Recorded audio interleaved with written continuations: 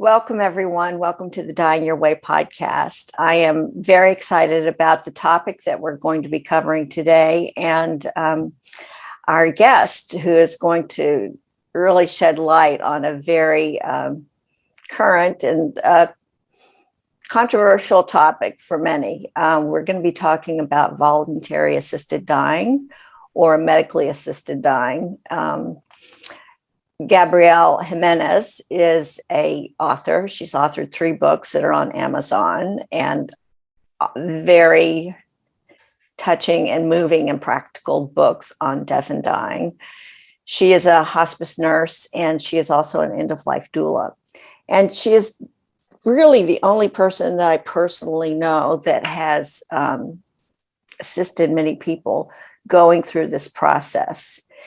And for those of you that are listening to this and it is confronting for you or it's hitting a nerve for you, I honor that. I respect that. We're going to be spending a lot of time talking about the criteria, but I also want to provide for you right at the very top. If you're in Australia and you're having thoughts of any kind of self-harm that this conversation may bring up for you, you can just go dial 13 11 14, 13 11 14. And if you're in the United States, you can dial 1-800-273-TALK. Both of those are suicide lifeline prevention calls. And even though this is medically assisted dying, for some people, when they hear this, they really might have thoughts in that realm. And we're going to be clarifying in this conversation when and when not that is appropriate. So, on a lighter note, you're going to just meet and fall in love with a lovely human being, Gabrielle Jimenez, and we're going to call her Gabby. And so I'd like to introduce you to Gabby. Hi. Gabby. Oh, I'm so happy to have you here. And thank you so much for taking the time to really talk about this topic. I didn't mean to get too heavy at the beginning, but I just like to give that caveat before we actually do put the whole topic into perspective. So, I think one of the first things that came to mind when I was looking at this was like, God, I thought of Dr. Kevorkian. I don't know if you remember him, but I'm aging myself, but Dr. Kevorkian. And what has happened since Dr. Kevorkian to where we are now, where this is actually a legal option that people have at the end of life in many places? Well, first of all, I think that that first announcement was really important, because I do think that people have a very strong reaction to this, and I completely respect that. I am an advocate and I have a lot of reasons for that, but I also really respect those who don't. And I think it's important to be able to have a choice, but to also maybe have, I would like to think that if I give a little bit more information, if I educate people in a way that comes from the perspective, say from me, for instance, as a hospice nurse, what I see at the end of life and what I see when people choose to do this option, the difference it could make in reducing their suffering and bring comfort to families. So I would love to be able to educate a little bit, give a perspective that is mine. I'm going to share what I think and what I feel, and maybe soften the fear a little bit, because I think there's a lot of misconceptions. I think there's a lot of fear. Dr. Kevorkian is, I was just reading about him recently, so it was perfect timing. I'd like to think that he came at this with good intention. He was coming from a place of finding a way to remove suffering. And that's what it's about. When someone is dying and they are suffering, or it is without any doubt possibility that they will never find comfort, and they will be feeling a sense of torture or suffering or distress or any of that until they die, which could be months or years later. That is, it's difficult for the patient to endure. It's difficult for the families and those who love them. And if there is a way, which there is now, to reduce that, it's important to at least know all the facts before you make an opinion relative to it being assisted suicide. When Dr. Kevorkian did it, it was assisted suicide. I try to take that word out of it because I think there's a connotation that can encourage more fear, and certainly a response that is of not, there's no interest whatsoever in it, and people have a strong feeling about it. Yeah, I mean, we often in our working with people, I think both of us probably compare birth and death a lot, you know, because of two bookends of life, and there are some similarities in natural birth and natural death, and the strong feelings that people have about abortion. You know, people also have strong feelings about, you know, medically making the choice to end your own life. And I think, well, in Dying Your Way, we really do support natural death, not hasten, not prolonged. But when we see all the people that are prolonging their death and suffering in that prolonging, meaning they have no quality of life, you know, it just doesn't make sense. And then on that other spectrum, you know, you see people that are really suffering and could really easily pass away with just a little bit of assistance. So I think in the laws here in Australia, and I'm going to let you talk about the laws in California, but it's very complicated. It's not easy to get it. Yes, they've passed it in Western Australia, but it's a 10-step process. And you have to meet very strict criteria to do it. And not all providers are willing to do it. So you have to find a provider that will. So explain what the criteria is in California and how that works. So in California, it became legal, I'm going to say 2014, 2015, and it does also have some steps that you have to follow. Now, keep in mind, I'm not a doctor and I might not say the technology, you know, the technical terms correctly, but I think you'll get the point. Now, this law has since changed a little bit. We have had an adjustment to it, an addendum of sorts. So initially it was you have to receive 2 doctor's letters that is saying that you are appropriate. You can't just go out and get these medications and choose to end your life. This is not what this is about. So you get your first letter, and that letter is saying, yes, you are appropriate. Yes, your diagnosis is such that you have absolutely no chance for survival, that you will suffer deeply, that you will have some sort of pain or discomfort that is extreme, and it feels much like torture. And like I said earlier, to the person who's dying and those who say goodbye. And so you get this first letter. 2 weeks later, you would get your second, usually by the medical director of a medical hospice director.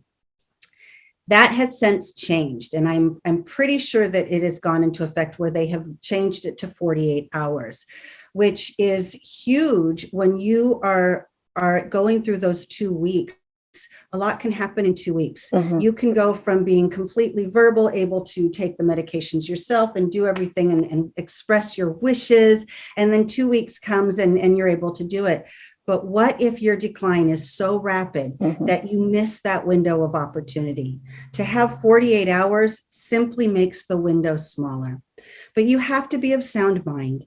You have to be able to say, yes, I want this, and no one is coercing me. And you have to be able to administer it yourself. Now, it has changed over the years since I've done, I want to say maybe 50. And by done, I simply mean I have witnessed. I have sat at the bedside of someone who has chosen to do this. I've supported their families. I've even supported the ones who are not comfortable with it and needed some support because they really struggled with the choice that someone they love was making. So back before this new law came into effect, it was that you would have those 2 weeks. In that 2 weeks, you would get the medications, which have changed in price. Oh, they were so expensive, like up to $7,000, I think, for the medications. Seriously? Seriously. And they're quite a bit less, but the family, the patient gets the medications. And at this time, at least in California, the process is you start with an antiemetic, which means anti-nausea. So that you protect your stomach from throwing up, because that is something that could happen. So you take that in a different amount of time. Some doctors do sooner, some in about 45 minutes to an hour. You take another batch of medication, which is a very large dose of digoxin. When you take that medication, there is usually no side effects. Their heart doesn't stop. They're not changing their personality. They can still talk with families. That it takes a while for that to kick in. So again, the time difference depends on the doctor and probably the state of which you're doing this. The next is another batch of medications, which is a combination, and this could be different for varying states, which is amitriptyline, morphine, diazepam, very large amounts. And they take that. And typically the average is about 10 minutes that they fall asleep. And then anywhere from 20 minutes to 16 to 18 hours, the dying process happens. Everyone is different. Everyone's body reacts differently. And it's really important to know that while this does remove suffering, it does shorten the amount of time of their dying process, the body still has to go through the dying process. So this is just my terminology, but I look at these medications as taking a portion out of the dying process. Usually that would be the suffering part, which could be days, months, years. It removes that so that they die quicker. That's true. Does it hasten it? Yes. It's a large amount of medications. And people sometimes have the misconception that, oh, you take this pill and and then you die. It doesn't always happen that way, because human beings don't always die the same way. So after those medications are taken, someone can die really quickly, fall asleep, and just go very peacefully and quickly. Sometimes it takes hours. And so in where we have a doctor and a nurse that sit there and are present and witness everything to manage any symptoms, to educate the family, to be there from start to finish so everyone feels supported. And it could be a lovely, beautiful experience.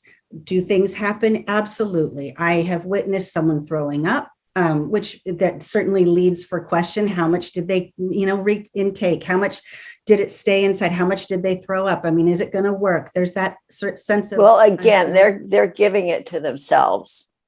Oh yes. So let me go back a moment. I'm sorry. Thank you. So you have to be able to self-administer. And at the point of the day that's been decided, the doctor will sit down and say, I'm going to ask you again, are you absolutely certain you want to do this? And if they say yes, then that's okay. And they have to be of sound mind. If there's any question or hesitation, we back up and say, let's give this some time. We're not going to do this today. And they have to self-administer it. The way that we do it, it's in a little bottle, the different bottles, and it's a powder, which is mixed with a specific amount of water, and we stir it up really good. It has to be mixed really good. And it's really important to know that the powder is so fine that you don't want to shake it and open the lid. You have to be incredibly careful. There are some processes that are very important. You don't want that poof of pill. You don't want to breathe it. I don't want to breathe it. The doctor doesn't want to breathe it. The family doesn't want to breathe it. So you have to be really careful. And then you mix it up really good. And you need to drink it rather quickly. The first batch is you take it down and you wait a little while, but the second batch has to be drunk very quickly, in minutes. It's really important that that's done, because if they should fall asleep quickly, they could very easily fall asleep before they finish it. So that's really important. We also encourage them to practice drinking that much, which is about 4 ounces in a quick amount of time, because we want to make sure they are capable of doing Capable it. to do it. Yeah. Exactly. Wow. So then they drink it. We like them to be sitting up, because that allows for the medications to process and to be able to really, you don't want them to lay down. You really want them sitting up. So we sit with them for a while, they'll fall asleep, and we sit at their bedside. We do not leave their bedside. And most of the time we'll talk to the families, we'll educate, we'll encourage them to say things. And I'm an end-of-life doula, so I always think of things like choreographing this beautiful death. I want them to have I suggest that they create a playlist of music that's their favorite, so that that can be playing, especially if it's going to be a couple hours. It's really nice to have this chosen music, or maybe have them say certain things I always believe they hear, and to have the family present and participate. Really, I think it comforts everyone in the room. And so we'll step back if they want some privacy, but we allow this to be, it's a choice that is on that person's terms. They've made a choice to take these medications to end their suffering. And we stay with them until they've completed, until they've taken their last breath.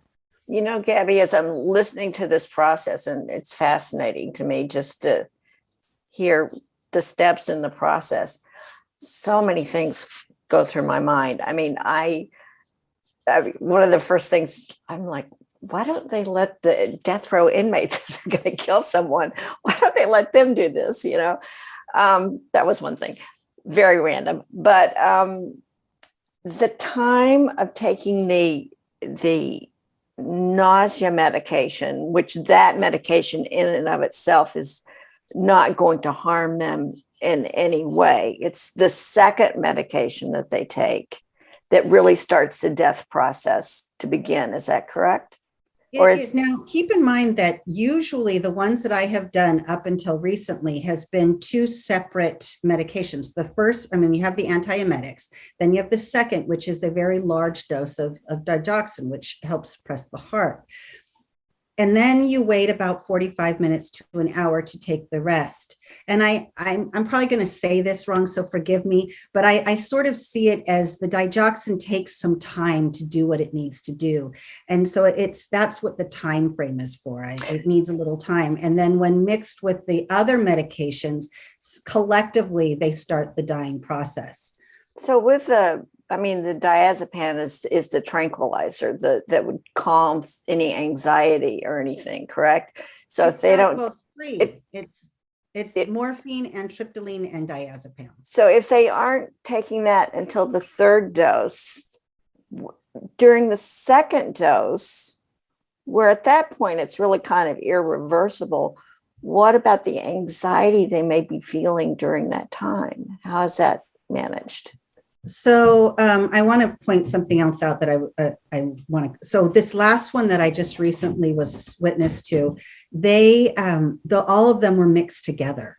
It wasn't 2 separate bottles. So I think it's different in every situation. Different states, different doctors, whoever creates the medications. It's probably done differently. So I was surprised to see them all together. And ask me your question again. Well, I'm just kind of putting myself in that situation, and I'm like going, ooh, I'd want the anti-anxiety medicine just like right off the bat, so I would be in not be in an anticipatory fear mode while this process is going on. So that's a really good question, because to be honest, I very rarely see that. Really? Because when someone makes a decision to do this, it took a lot of bravery to make that decision. Many times it's incredibly selfless, right? They're doing this because they don't want someone they love to have to care for them, and sit at their bedside for days, weeks, months, longer. Because that's suffering to them as well. And so they make this decision because they want to reduce their struggle, but also because they it's just brave, and it takes some deep thought and consideration. It's not something you suddenly decide, today I think I'm going to do this. It's not like that. There is thought that goes into it. And you have to remember, these medications, while they hasten the death, that is not why that person is dying. The person is dying because they have a diagnosis. They have a disease process that is ending their life. And the side effects to that diagnosis is suffering. And they've endured this already. So think of the path they've been on, right? So they started out one day, they're doing fine, they're happily married, they've got 3 kids, life is going great. They start feeling maybe some pains in their stomach or a backache. They go to the doctor and they find out they have stage 4 cancer. Now, it doesn't always happen that, but imagine that happened to you. So you take that in, you have to absorb all of that. You have to face the fact that you have a terminal illness.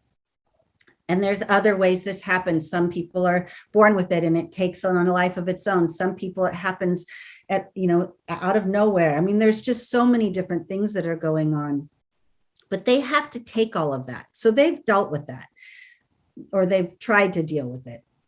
Their families they've tried probably every type of treatment, every type of medication, every type of any way to somehow reduce what they're going through, and it's not successful. So then they realize things like their body stops working the way it used to. Someone has to change their diapers. Someone has to feed them. They can no longer get out of their bed. They can't even pet their animals or hug their loved ones. It's painful. And that is suffering. That is emotional suffering. And imagine just sitting there with all of that, taking all of that in. And someone says to you, you're already dying. We can't change that. You've exhausted every opportunity, but you can do something. There is a law now that says that you can take these medications, which simply removes a portion out of what you're already going to go through anyway. And does it speed it up? Yes. Does it end your life? Yes. But it was already happening. Imagine the relief and the fear, and maybe the uncertainty, because gosh, if I decide to do that, what if there suddenly becomes an opportunity that, we might be able to take? Am I going to miss that window? Am I going to miss that opportunity? Am I going to miss more time with people I love? They're making that decision is probably the hardest thing they will ever do. So when they get to us, when they've taken that, they've made that decision, they've done all the steps, they've got the medications in their hand, and we are at their bedside, they've already resolved that this was happening. They've already said goodbye. They've talked to their loved ones. They have accepted the fact that their death is near. So when they are with us, most people take that medication down like a champ, because they know they did everything they could, that they were loved well, and that they said goodbye. I know you can't speak specifically where any patient could be identified, but I'm curious if you could share maybe one case study where it didn't go so well and another case study where it did go well. Absolutely. I have a blog, which we can talk about later, but I've written 2 blogs about 2 situations that I experienced. Both of them were good and without flaws of any kind. They were beautiful. And I did that with the family's permission. In fact, one of them actually helped me write it. So I do write about them, but you're right, I cannot divulge that information. One that went bad was, and by bad, I mean not as graceful as we would hope.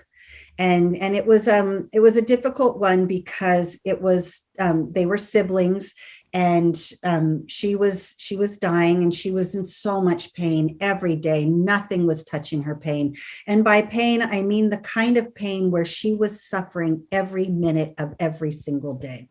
And her sister, who was her caregiver and her biggest supporter, wanted to do something, but she didn't want to do this. She didn't want her sister to do this. So they did everything they possibly could. They changed the medications. They tried different combinations. They really did try everything. And finally, her sister sat down, and they sat down together, and she said, look, I need to do this. I can't live like this anymore. So her sister said, okay, I support you, even though that was hard.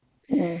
But in her sister's mind, she had this vision of the perfect death. Her sister would lay down in bed, she would take these medications, and she would go to sleep peacefully and beautifully. And that would be wonderful. That was the vision of the well sister. Yes. The well sister. Okay. The well sister. Mhm. So now we always explain what could possibly happen. We don't want there to be any surprises. We're big on education. We're big on preparing families and patients for anything that might happen, because we don't want them to be taken by surprise. So we're sitting there with her, and at first it took a little while for her to even maybe get sleepy. And then she threw up, and she threw up a lot. And it was hard to determine how long the meds had stayed inside her, how much she might have thrown up. And she was not going to sleep. And she wanted to try to stand up, and she couldn't, she was very anxious. And so we kind of went into this mode of what you would do with a person who has terminal delirium, restlessness, agitation, which happens at death. Sure. In a normal situation. Yeah. Mm. And so we just provided comfort and reassurance that we were there, that she was not alone. And thankfully the medications did stay with her. It had been long enough that she had taken them, but it delayed the process. And we were with her for hours and hours, which was just horrible for her sister. She was not the well sister. The well sister. Thank you. Yes. The well sister. And so I spent a lot of time with her and just letting her know that at this point, in my opinion, she wasn't aware, the one who was dying, the sister who was dying, was not aware of what was going on, that she was in this place of almost sedation at this point, and that while it might take longer, her process would eventually be peaceful, and it was. But it required, you cannot react. Like I think that this is something I am good at, is I stay calm no matter what.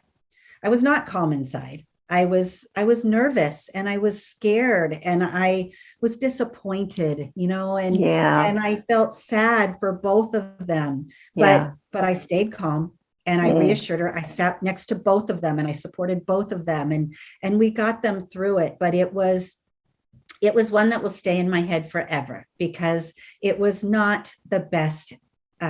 It just didn't go as well as I would have liked. And how was the well sister when it was over?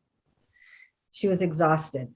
She was so exhausted. And I checked in, I stayed a little bit, I called the funeral home. I waited with her to be picked up, because I just didn't think the well sister could be alone with her.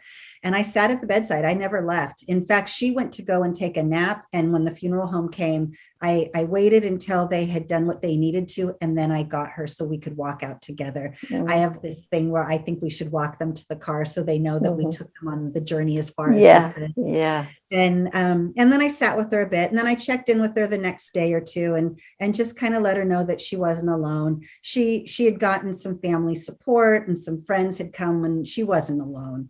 But mostly I needed to know that when I walked out that door, she wasn't filled with regret.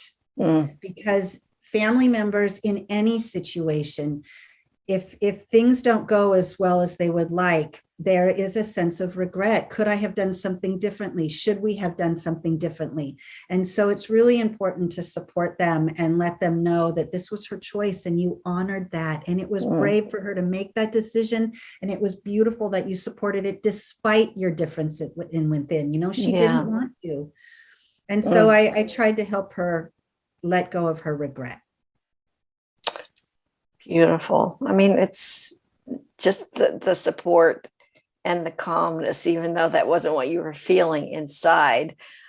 What a relief that you were there in that situation. And the doctor in that situation, were they involved periodically through the process? Yes, he was actually there with me most of the time, up until pretty much near the end. And well, we have wonderful doctors. This one in particular is truly my favorite, and his gentle energy next to the bedside could calm a raging bull. I mean, he's just lovely. And he's very honest, and he makes sure that everyone has the information they need to feel supported. So he was really good as well. We're a really good tag team in that we complement one another, in that we make sure that everyone has the information they need, they're educated, and they're supported. Yeah. It's so important, because you don't get this opportunity again. It's one time. Yeah, one time. So tell us a really uplifting or a case study where you would want every ending to be like that. Oh gosh, I have so many. I'll try to make them short, because I'd like to tell you two. One was about a gentleman who used to go outside on his patio every day at around 4 or 5 o'clock. He would sit on the patio with his buddies, and they would have a cocktail. He loved being in the sun. He liked being on the patio. So he chose to do this on the patio with his buddies around. So all the guys came over, and he was probably in his 70s, maybe, although none of them looked 70s. They all had leather jackets. So they all wore their leather jackets. They sat around. He sat down on the day bed. He took his medication, and he kept saying things like, well, I don't feel anything yet. Nothing's happening. Nothing's happening. I don't, and so it was kind of funny. And the guys all had a cocktail, and they started telling stories. And I really like to do that. So I started with, how did you guys meet? And tell me something funny. We'll call him Bob. Tell me something funny about Bob that he'd be embarrassed of. And so they would tell these stories, and Bob would he was started to doze off a little bit, but he would kind of cheer, make a comment. And then he started to go deeper into the sleep. And we had him down on his day bed outside, and the sun was on him. And the guys, there was about 4 or 5 of them, I think, and they all had their leather jackets on, and he had his leather jacket on, and they all sat around him, and they took a shot of, let's say, whiskey, and they said, you know what, buddy, we're going to miss you. Thank you for the good times. And by this point, he was deeply sedated. And the dog, he has this dog, and the dog came up and put his chin, on him like this, and just waited until he took his last breath. And then everyone started clapping. And I think they did it because I kind of just did this, woohoo, yay. And I said, so what are you guys cheering about? And one of the guys said that he's not in pain anymore. And I thought, that's friendship. That's a beautiful thing, when no one wants to say goodbye to someone they love, but they also don't want to watch them suffer. Right. And that one was particularly beautiful because it was these macho biker guys who loved their friend. They supported him to the end, and they saw it for what it was. Yeah. And it was beautiful. And I'll tell you another quick one. This one guy, he was awesome. He was kind of a bigger guy. All of his family and friends were there. He had this bright purple bathrobe on. He sat on the bed like he was holding court. I walk in, and he goes up, what did he call me? Like Dr. Death or something like that. I'm like, okay, that's not. That's what they call Dr. Kevorkian.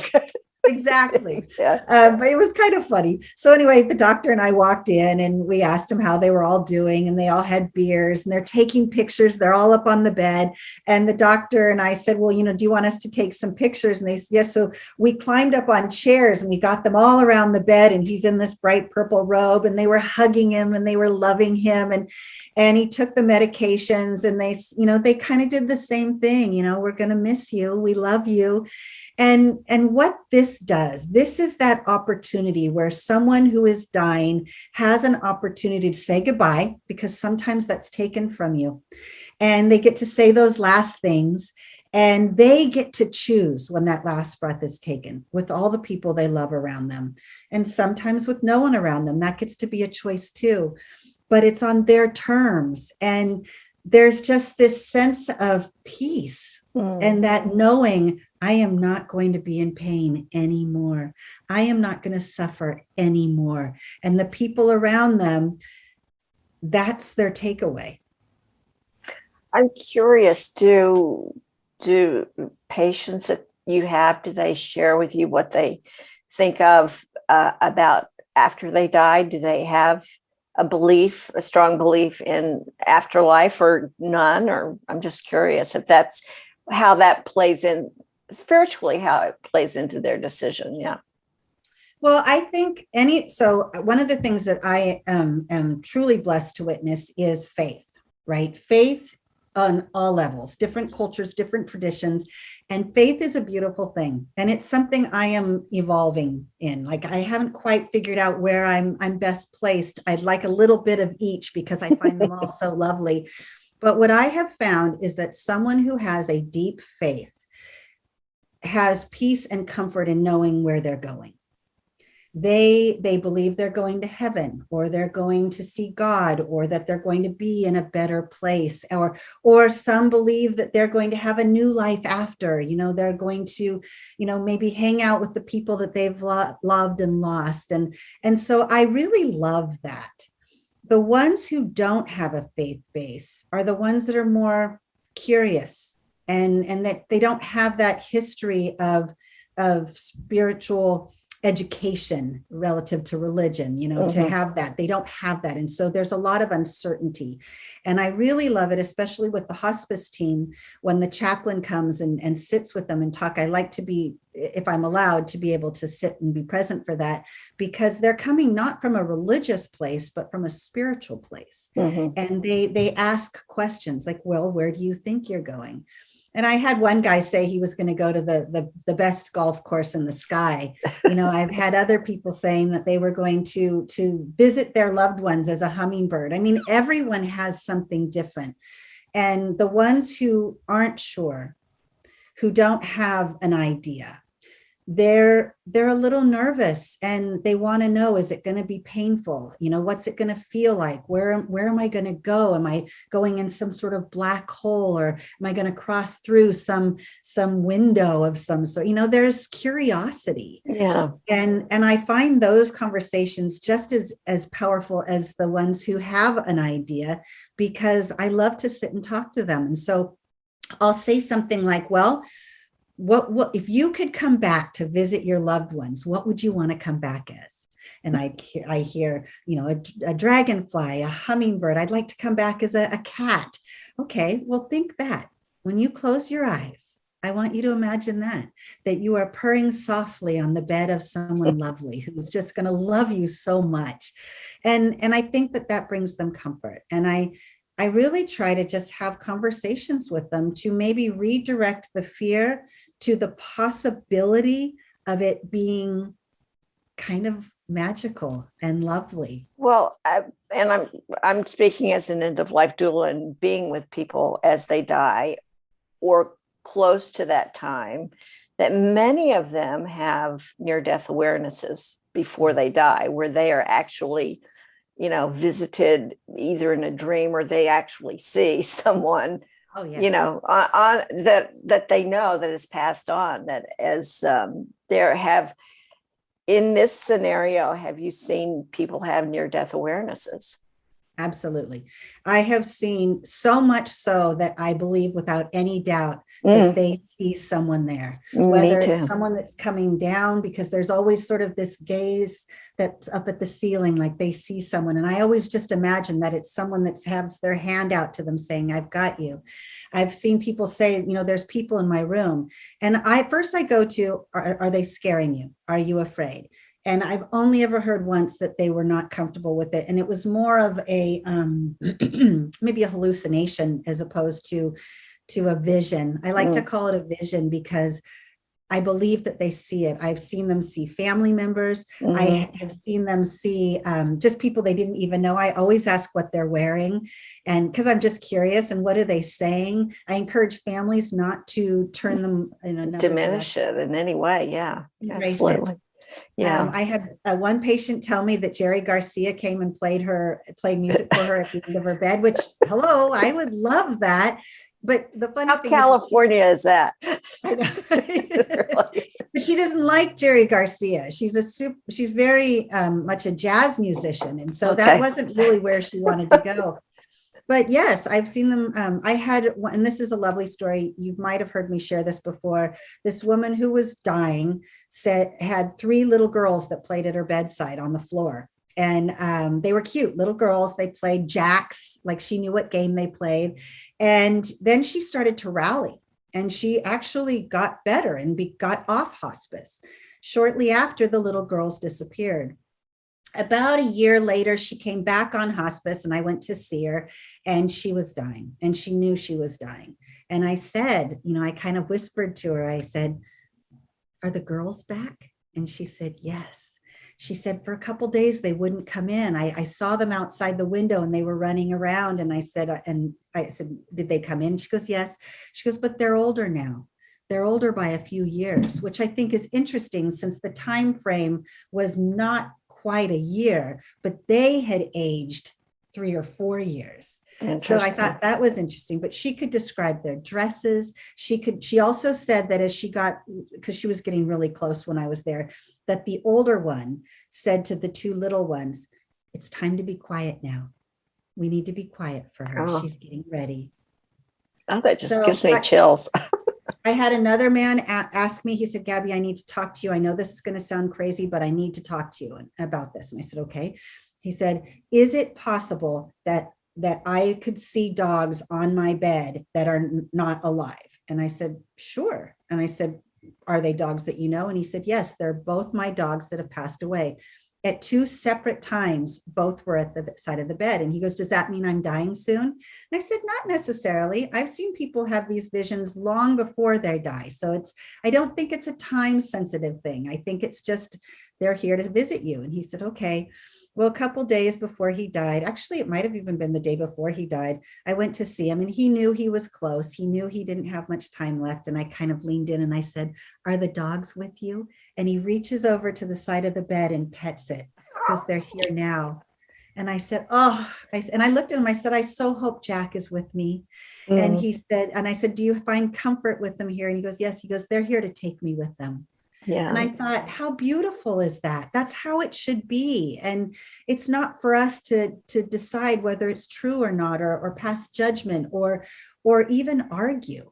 If it Well, brings it's them just, comfort. it's such a common experience in the field that we're in, that it's hard to discount it, and my dad experienced that. He had the death rattle one night, and then, the hospice had trained me on how to give the medication in the middle of the night while he was having the death rattle. And then the next morning I came in and he was rallying, and he was just like, "Oh, sweet. Do you see him?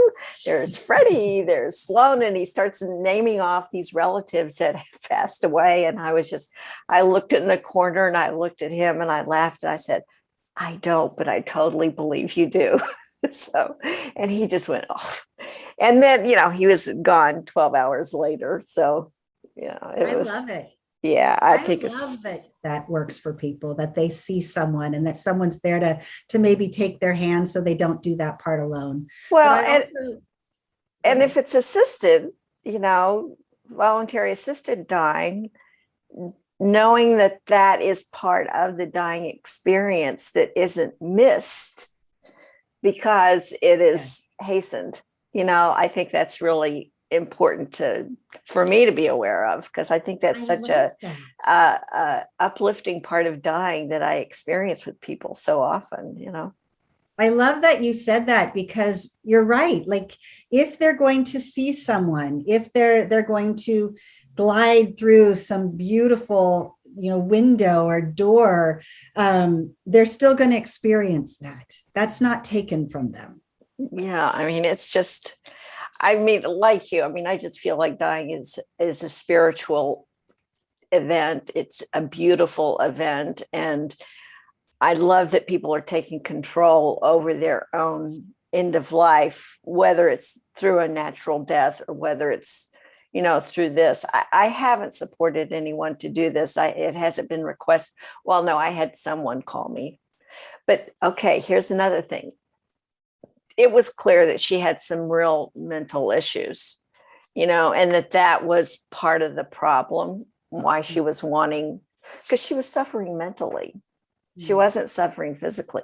and I think it was that experience why I really wanted to give that hotline number at the top of this, because I think from a holistic point of view, we are physical, emotional, mental, spiritual beings. And the pain that we suffer, isn't adequately addressed, particularly at the end of life.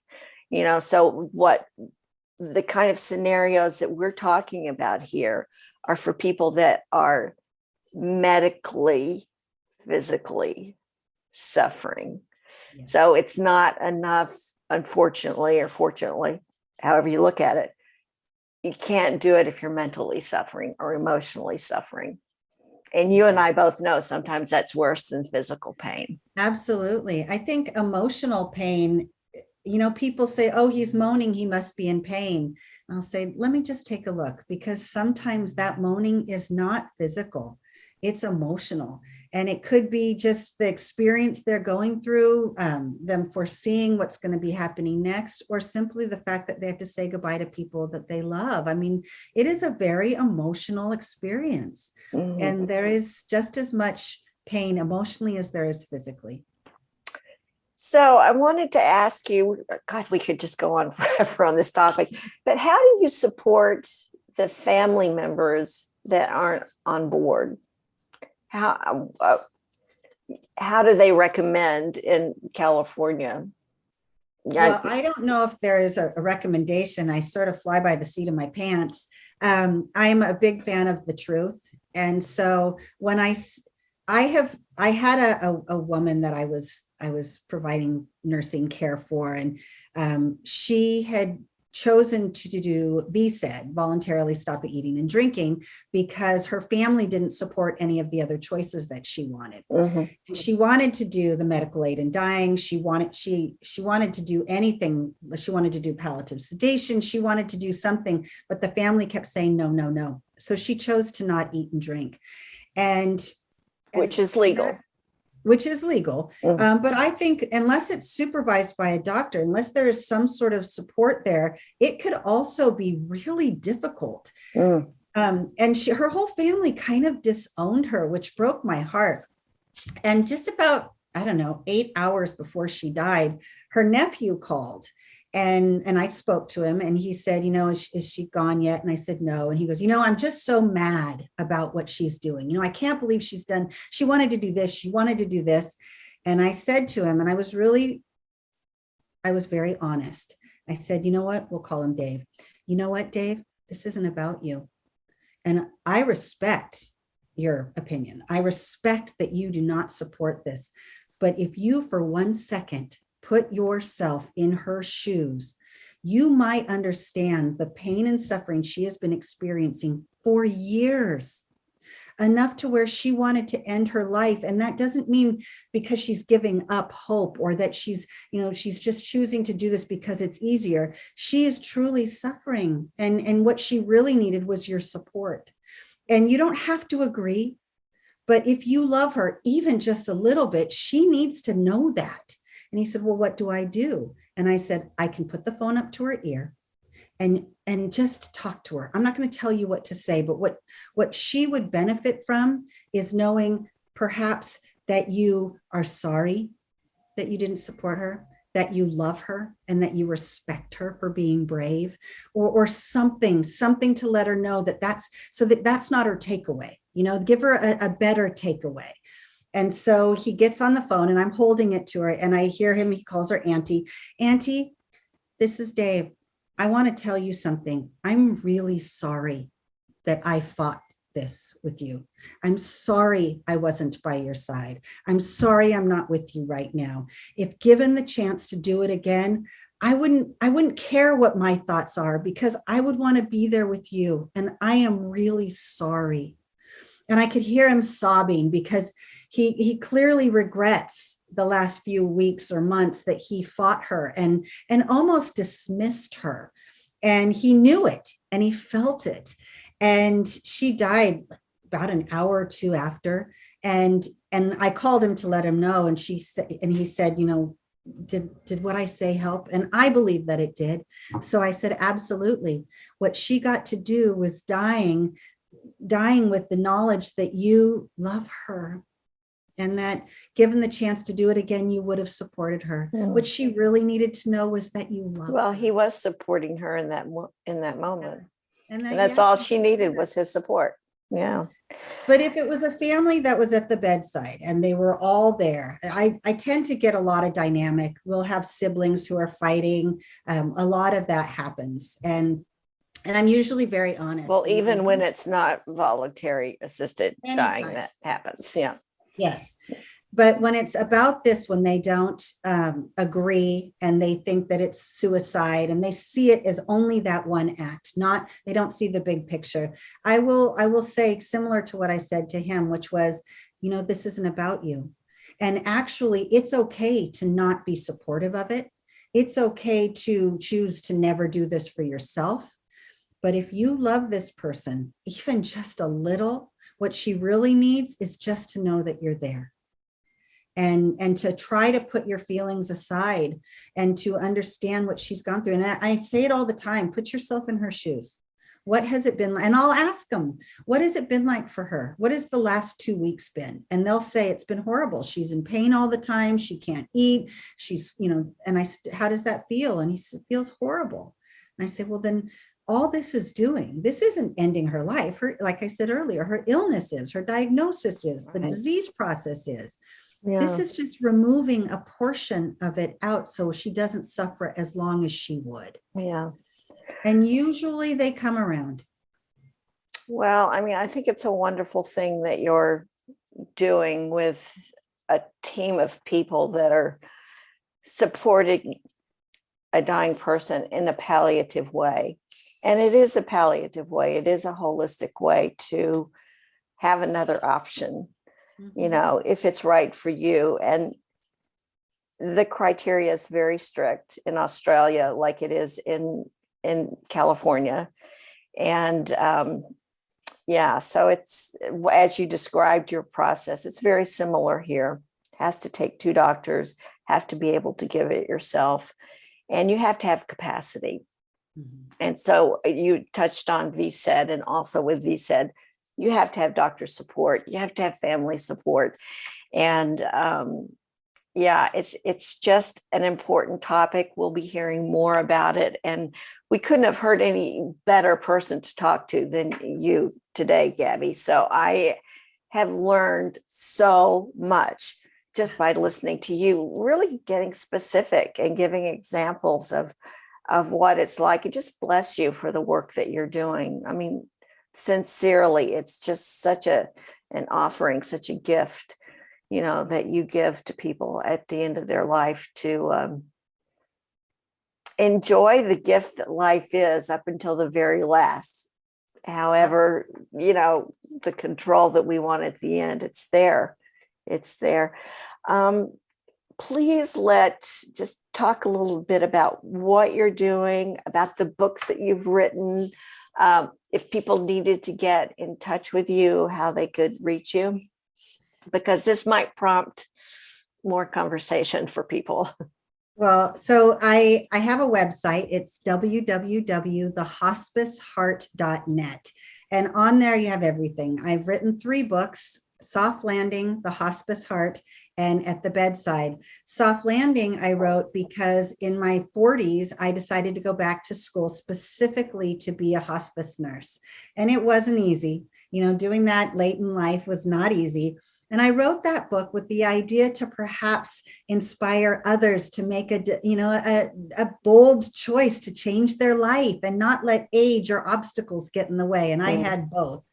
And then I also, my first year or so as a hospice nurse, I worked in a hospice house, and I got to work with the most beautiful members of our hospice team who taught me lessons, so many lessons. And I saw a lot of death, and I was reminded through that about the fragility of life.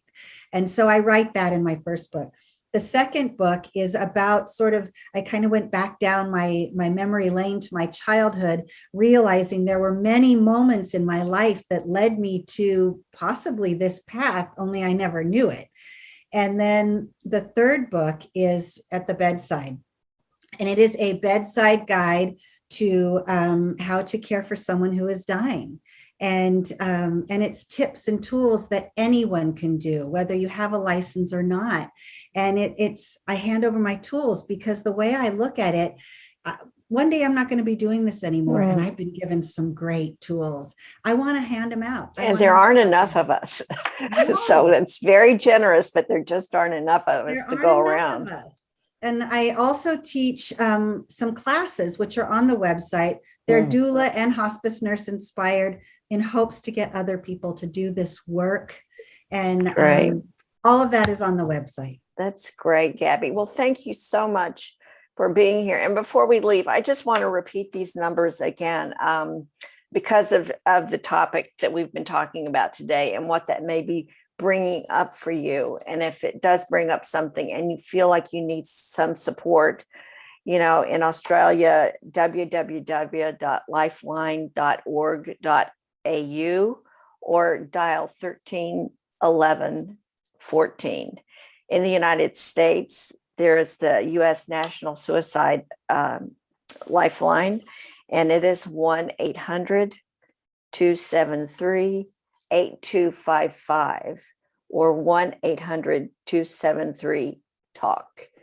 And I am just really honored that you were with us today, Gabby. And thank you so much for taking the time to share with us about a really important topic. So I just want to wish you all the best. And I look forward to the next time our paths cross. I do as well. May I say one last thing? Sure. If you are out there and you have someone that you love that is choosing to do this, all I ask is that you listen to them, ask them the why, hear them, and without trying to change their mind, just put yourself in their shoes and just listen to what they need, because really the truth is what they need most of all is your support and that you're with them. And it's okay to not support this choice, but at least support them because they need you. They need you at their bedside. Yeah, you really pointed that out very clearly, the difference that support makes. So huge. Good on you. Okay, we'll talk soon. Okay, bye-bye. Bye.